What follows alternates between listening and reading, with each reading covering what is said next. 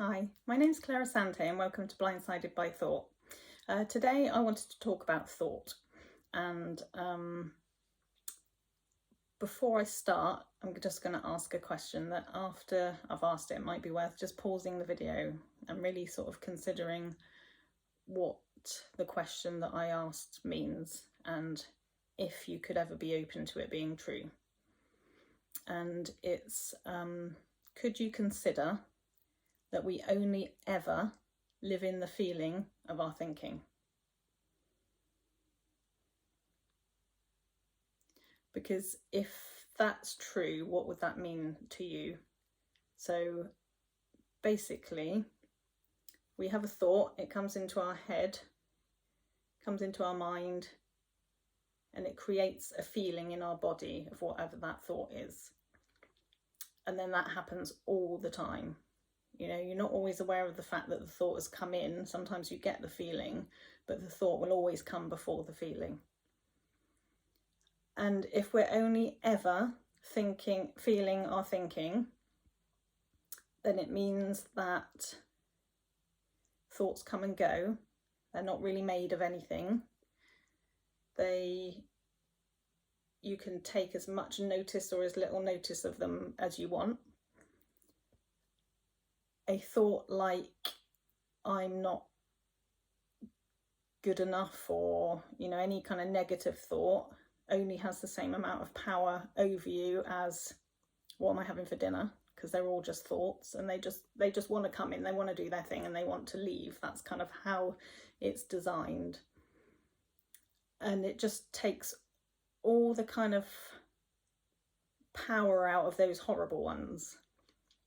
And the thing is, the ones that are horrible and they make us feel uncomfortable, those are the ones that we focus on the most, because that's the ones we want to change, and we want to we want to not feel that. So we try and do something about it, we try and change them, or we try and think more positively. And that's exactly that focus on them. That's the thing that's making them hang about. Because if you have a thought about what am I having for dinner, it comes in, it does its thing, you decide what to have for dinner, and then it leaves. It does what thought is meant to do. And the way we know this to be true is the fact that, like, let's say 5 people were watching a film and everybody has a totally different experience of the film. Completely different. Sometimes someone notices something in the film that you haven't even registered. So it has to be it's the same film, but you can only experience it through your own thinking in that moment. And also the way we experience our thinking comes from our own conditioning, our beliefs, our own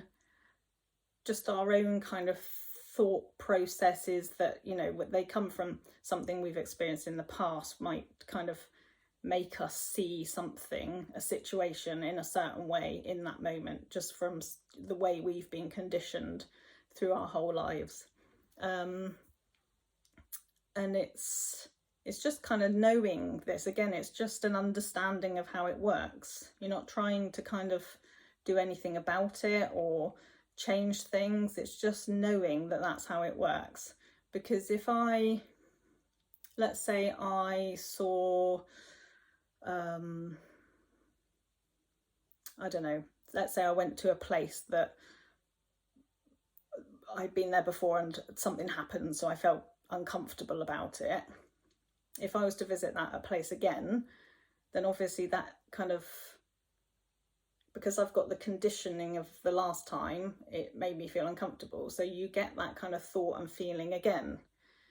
So then you sort of think it's the place that's making you feel uncomfortable, but it's not. It's only your thinking in that moment about it that is making you uncomfortable. So it's just a really different way of kind of looking at how our mind works, understanding it.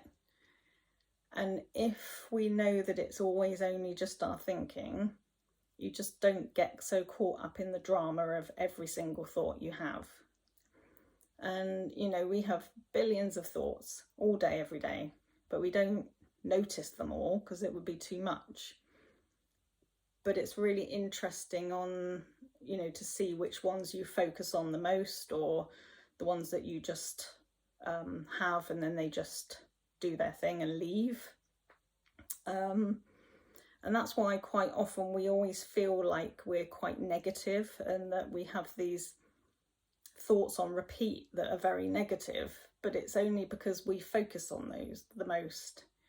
And then because our mind is literally just a machine that is actually just trying to take care of us, so it thinks those thoughts are important because you keep thinking them, and then it will just keep bringing them up on repeat over and over again. Whereas the kind of day-to-day thinking, it just comes and goes. And it's just worth sort of noticing, just keep noticing that. That's kind of what gives you the freedom, where once you kind of notice that they're not as important as you think they are, and also the ones that do go on repeat, they, you know, it's just a thought loop. That's all it is. It's just a thought loop that comes up, and they're always repetitive, and you tend to always go to the same sort of flavoured negative thinking if you're in a low mood or whatever, but it's always the same thinking that comes up. And, you know, like common sense and wisdom is not repetitive, so it's worth taking a look at that as well. The ones that you keep having over and over again, they're just not helpful. They're just doing, you know, your mind just keeps bringing them up because you focus on them a lot and kind of have made them quite important. So yeah, so it's just a noticing game, really, just understanding how it works. And even the fact that you could not be aware of your thoughts if you were your thoughts. And that just gives you a little bit of space between them, because you wouldn't be able to be aware of them if you were them. And if you're not your thoughts, and they are just something that come in and go, then it just lightens everything, gives you more space between you and the thinking. And it's just, you know, that's what they're designed to do. They just come in and then they go, and that's what we want them to do. But yeah, just be really interested in what your thinking does, and it just sort of takes the pressure off. Thank you. Bye.